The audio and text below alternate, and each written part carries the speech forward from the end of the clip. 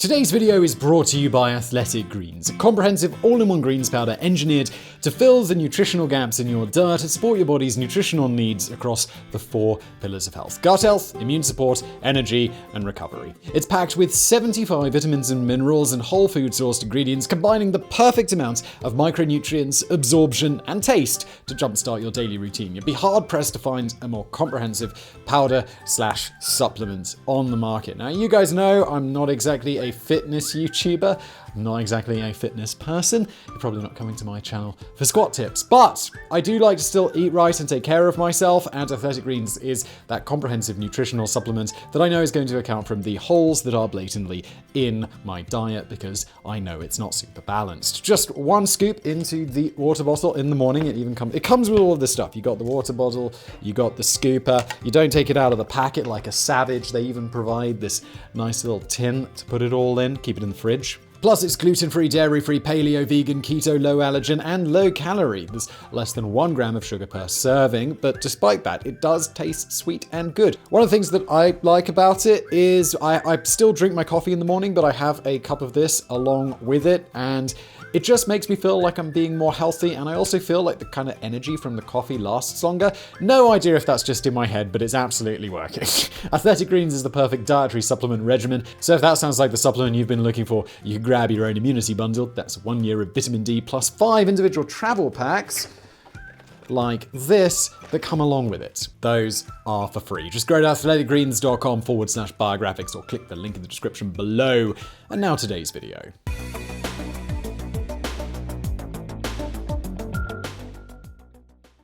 The Americans wanted him dead.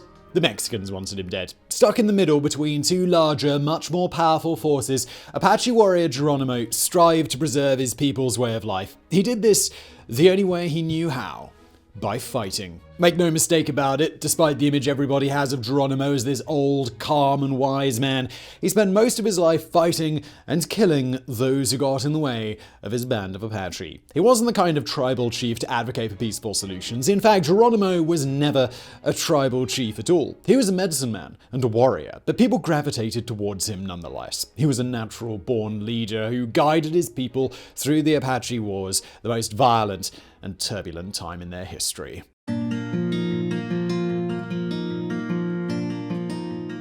The most commonly accepted information says that Geronimo was born on June the 16th, 1829, in Turkey Creek, Arizona, somewhere near the Gila River. He belonged to the Bedonkohe band, one of the smallest groups of the Chiricahua Apache. His birth name was Gayathle, which meant one who yawns. He adopted the Spanish name Geronimo later in life, although we're not exactly sure why. We'll go with the most popular and most badass reason, which said that he was such a fearsome fighter that many Mexican soldiers began praying to St. Jerome when they faced him in battle. The Apache warrior liked the way that sounded and accepted it as his new name. Geronimo was a man born into conflict. The Apache had been warring with the Spanish for hundreds of years, and the violence continued with the Mexicans once they gained their independence in 1821. As a new state, Mexico was eager to establish its territory, so it laid claim to the land where the Bedonkohe had settled. As you might imagine, the Apache disagreed with their claim, and with no peaceful solution in sight, the only remaining option was war. When Geronimo was young, the Apache chief who served as the biggest thorn in Mexico's side was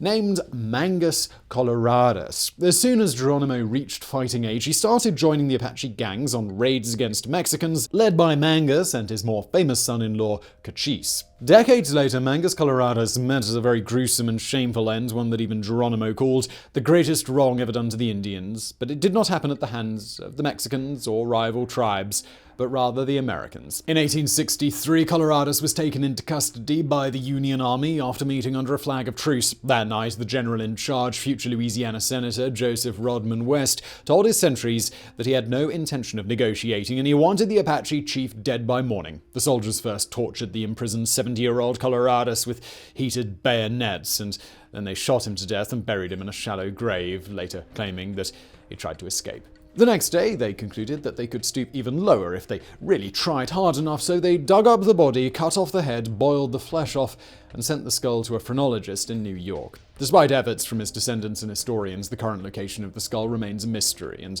a nice, friendly reminder of the American government's treatment of Native Americans. Of course, all of this happens later, but young Geronimo also learns pretty quickly not to put too much stock in government promises. During the mid-1850s, there was a tenuous peace between the Apache tribes and the nearby Mexican towns after decades of violence that left many dead on both sides. By that point, Geronimo had officially become an Apache warrior. He had married a woman named Lope, and they had 3 children together. In March 1858, most of the men in Geronimo's bands left on a trading mission to a town that they called Casquiller, better known as Janos in the state of Chihuahua. While the warriors were gone, the Mexican army mounted a surprise attack on the Bedonque band, stealing all of their supplies and slaying almost everyone that they encountered.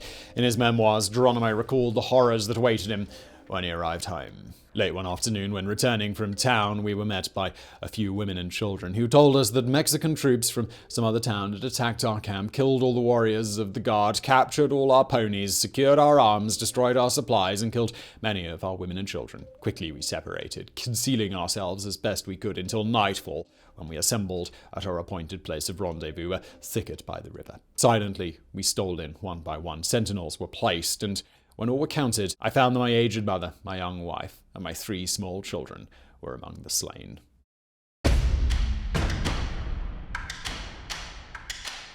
Following the murder of his entire family, Geronimo was left with a burning hatred for Mexicans and an urge for revenge that haunted him for most of his life. Going by Apache stories, Geronimo received divine protection to assure him that his quest for vengeance was righteous. After he had set fire to his family's belongings, he went alone into the forest to mourn their loss. There he heard an otherworldly voice that promised to guard him, saying, "No gun will ever kill you. I will take the bullets from the guns of the Mexicans, and I will guide your arrows." Whether real or not, the spectral voice kept up its end of the bargain. Geronimo was shot many times, but no gun ever killed him. On at least one occasion, the Apache warrior ran out of arrows while fighting Mexican soldiers, so he just charged them with fire and fury smoldering in his eyes, zigzagging his way through the hail of bullets and killing them all up close with his knife. Let's not sugarcoat this. Geronimo and his band of warriors killed a lot of people, and not all of them were soldiers armed and ready for a fight. Here's how just one of Geronimo's raids went in the summer of 1866, as told by the man himself.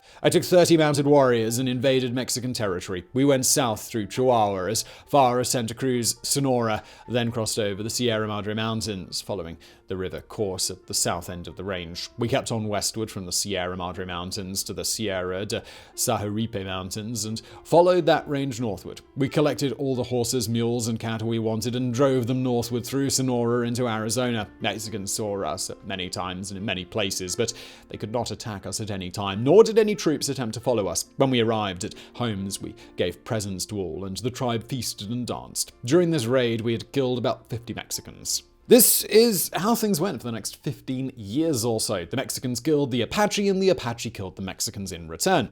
They were trapped in a vicious cycle of death where each side felt justified in striking the other, either as revenge for a previous attack or to stop a new one. There was an attempt at reconciliation in 1873. The Apache and the Mexicans met at Casas Grandes in Chihuahua, sat down together and agreed to a peace treaty. Just for a little moment, it looked like it might be possible to end the violence between the two sides. But in the immortal words of Admiral Akbar, "It's a trap!" Once the treaty had been signed, the Mexicans brought out the mezcal to celebrate. Not one to turn down booze, the Chiricahua got nice and drunk, and when they were all wasted, 2 companies of Mexican soldiers stormed the town and massacred them. Geronimo was among the lucky ones who managed to escape, but it left his band of Apache severely weakened and put an end to the raids for the time being. And if that wasn't bad enough, he also had to contend with a new threat from the other side.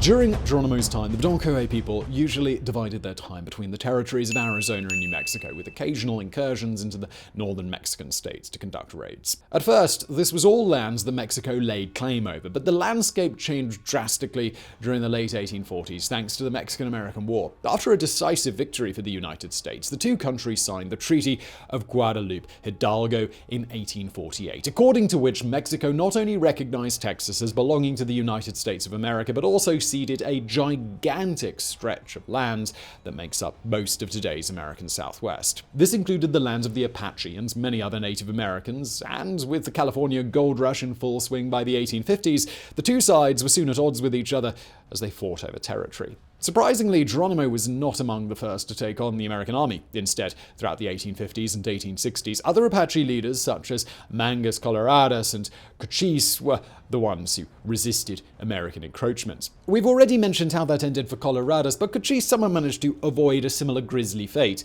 After over a decade of fighting, the US Army tooth and nail, he signed a peace treaty in 1872 and lived his last years quietly, dying of natural causes in 1874. During the mid-1870s, the government set up the San Carlos Reservation in Arizona and wanted to move all the Chiricahua Apache there. As you might imagine, being confined to such a single area was anathema to many Native Americans who were used to roaming the lands completely free. It's not like the reservation was particularly nice either. It was an arid wasteland where food shortages and disease were rampant, truly deserving of the nickname that it earned, Hell's 40 Acres. In a shocking twist that nobody could have seen coming, many Apache refused to go along with this plan and immediately rebelled against the US government, preferring to live as outlaws if it meant keeping their nomadic way of life. At this point, there were three men that the Chiricahua Apache turned to for guidance. One was Geronimo, who, although not a tribal chief, had earned enough respect that his word carried a lot of weight. The other two were actual chiefs, and their names were Jur and Casa. The latter of these was the eldest son of Cochise, and of the three, he was the one most willing to try and adapt to a new lifestyle if it meant peace for his people. He traveled to the San Carlos Reservation willingly, taking with him about a third of the Chiricahua. Afterward, he even went on a delegation to Washington, D.C., where he quickly fell ill with pneumonia and died, so not exactly an auspicious sign for the Apache-American relationship, especially since rumors started flying that Casa had actually been poisoned.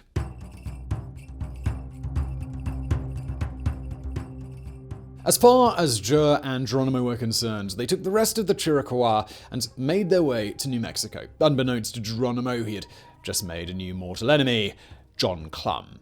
Not that it made much difference to Geronimo to have one extra man who wanted him dead, but, well, who was John Clum and why did he have it in for the Bedonki warrior? Well, Clum was the Indian agent who negotiated the deal to relocate the Apache to the San Carlos Reservation. Initially, both Jur and Casa were willing to move, but then Geronimo came along and talked Jur out of it. If Clum would have managed to get all the Chiricahua to settle in the reservation peacefully, it would have been a major boon for his career, and he would have gotten away with it too if it wasn't for that pesky Geronimo. Anyway, now Clum's plan went to hell, and he wanted the Apache warrior dead as a consolation prize. It wasn't hard for him to track Geronimo down, especially after he got a few Apache scouts to rat him out. Geronimo and the rest of the Chiricahua were on the Oyo Caliente Reservation, living alongside the Warm Springs Apache, led by Chief Victorio. Clum set up a trap for the unsuspecting Geronimo, who had no idea he was being pursued, and managed to capture him alive without the need for violence, likely to Clum's disappointment, since he would have appreciated it if the Bedonkoy leader had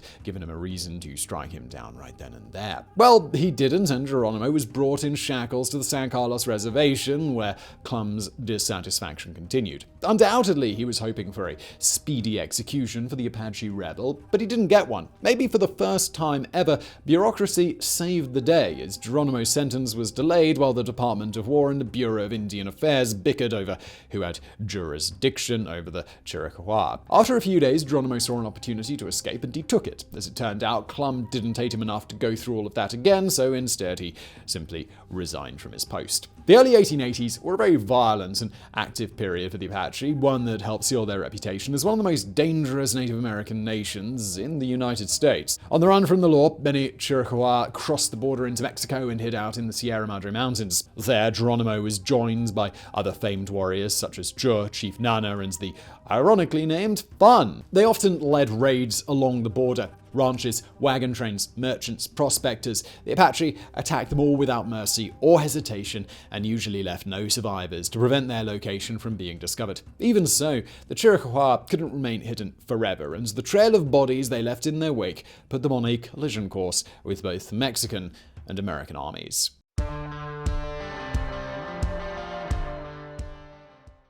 One way or another, 1883 saw the violence between the three groups come to a head. First, there was the older, more bitter rivalry between the Apache and the Mexicans, which ended in an all-out battle in the mountains in the state of Sonora. As Geronimo scouted the enemy, he heard the Mexican general instruct his men to kill every single Apache, men, women, and children, and warned that any deserters would be shot on sight. With little to lose, Geronimo signaled the start of the battle by killing the general with a well-placed shot. The fighting lasted all day, from sunup to sundown, with the Mexican troops wavering and rallying several times. Eventually, a few Chiricahua managed to sneak behind enemy lines and set fire to the long grass behind the Mexican army. The chaos that ensued allowed the Apache to flee into the mountains. Geronimo claimed that was the last time he ever fought the Mexicans. Surprisingly, the American army had an uncharacteristically tempered approach, trying to find a peaceful resolution to their conflict with the Apache. Sure, they still had a few skirmishes first, they didn't carry all of that ammo for nothing after all, but eventually they negotiated for the Chiricahua to return to the reservation. This was mainly due to the man in charge, General George Crook, who was somewhat of a civil rights advocate for Native Americans at a time when such a position could sink a political or military career. There was begrudging respect between him and the Apache leaders. They referred to him as Tan Wolf and considered him a good enemy and a worthy adversary. Meanwhile, Crook described the Chiricahua Apache as acuteness of sense, perfect physical condition, absolute knowledge of locality, almost absolute ability to persevere from danger. We have before us the tiger of the human species. In his memoirs, Geronimo gave a much harsher opinion on George Crook. He didn't trust him, and he thought that the general wanted him dead. Indeed, while it sounds like the two descriptions might be at odds with each other, that's not really the case.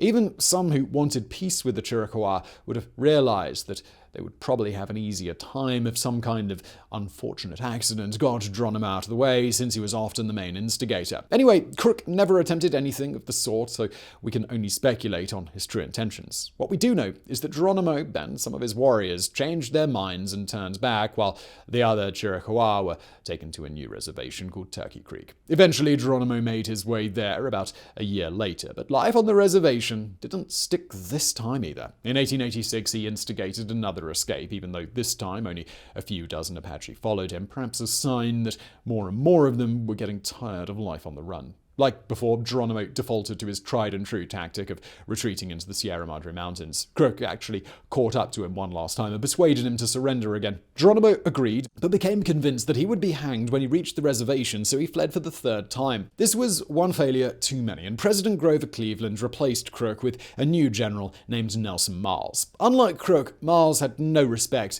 for the Chiricahua. He didn't care if he brought Geronimo back in shackles, in a coffin, or with his head on a silver platter, as long as he got the job done.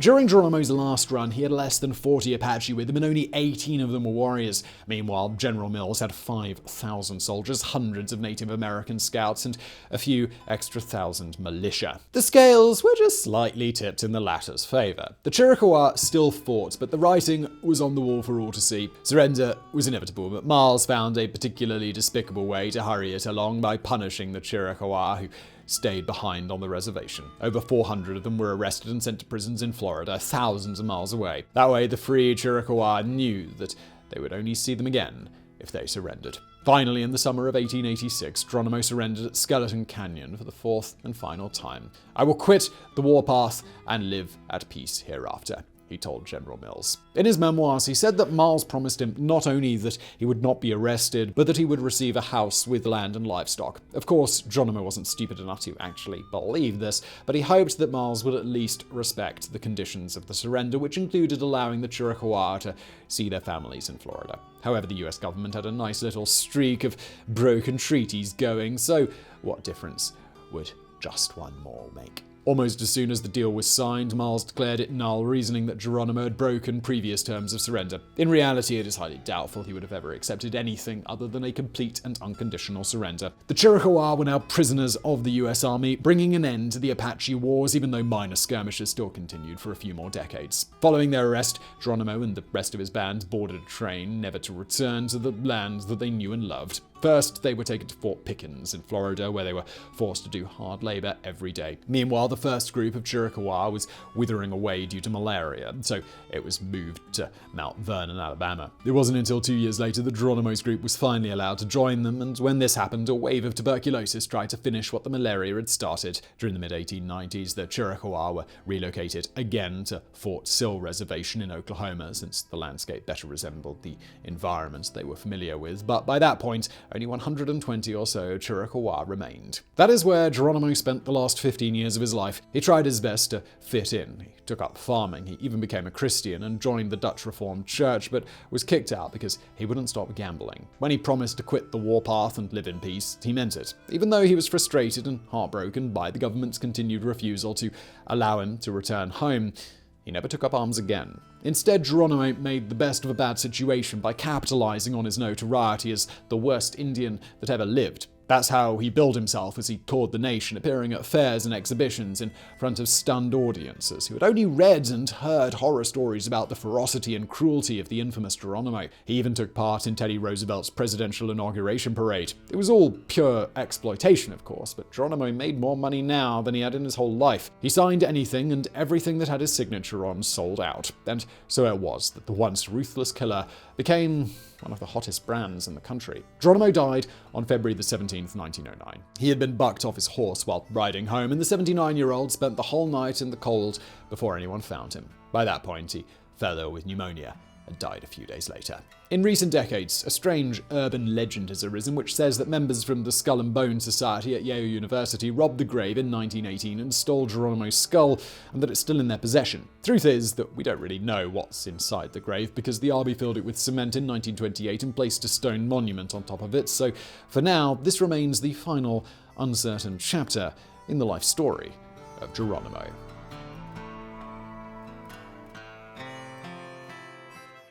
So I really hope you found that video interesting. If you did, please do hit that thumbs up button below. Don't forget to subscribe, and thank you for watching.